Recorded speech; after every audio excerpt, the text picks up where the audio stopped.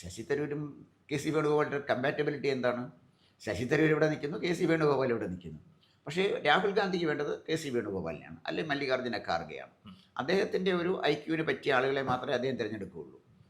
Sasi തരൂരിന് Congress space ഇല്ല. ഇന്നല്ലെങ്കിൽ നാളെ ശശി തരൂർ കോൺഗ്രസ് വിടും എന്നുള്ള കാര്യം തർക്കമൊന്നും. ശരി, വിടട്ടെ. പക്ഷെ അങ്ങനെയാണെങ്കിലും അദ്ദേഹത്തിന് സേഫ് ആയിട്ടുള്ള ഒരു ലാവണമായിട്ട് ബി ജെ പിയിലേക്ക് പോയാൽ മതി, അങ്ങ് ചെന്ന് കയറിയാൽ മാത്രം മതി, ബാക്കി കാര്യങ്ങളെല്ലാം ബി ജെ പി നോക്കിക്കൊള്ളാം. അത്രയും സുശക്തമായ ഒരു സംവിധാനം നിൽക്കുമ്പോൾ അദ്ദേഹം പുതിയൊരു പാർട്ടി എന്തിനു ഫോം ചെയ്യണം? അത് ബുദ്ധിപരമായ ഒരു നീക്കമായിരിക്കുമോ? അതേക്കുറിച്ച് എപ്പോഴും ബുദ്ധിപരമായ നീക്കം ഒരു പുതിയ പാർട്ടി ഫോം ചെയ്യുന്നതാണ്. എന്താ കാര്യം വെച്ചാൽ, മമതാ ബാനർജി കോൺഗ്രസ് നിന്നായിരുന്നെങ്കിൽ ഒരിക്കലും ബംഗാളിലെ മുഖ്യമന്ത്രിയാകുമായിരുന്നില്ല.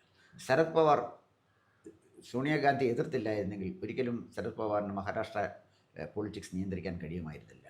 അതുപോലെ തന്നെ രാജശേഖര റെഡ്ഡിയുടെ മകന് ജഗ്മോഹൻ റെഡ്ഡി കോൺഗ്രസ് വിട്ടുപോയി YSR കോൺഗ്രസ് ഉണ്ടായതുകൊണ്ടാണ് അദ്ദേഹത്തിന് ആന്ധ്രാപ്രദേശിൽ ഗവൺമെൻറ് ഉണ്ടാക്കാൻ കഴിയുന്നത്.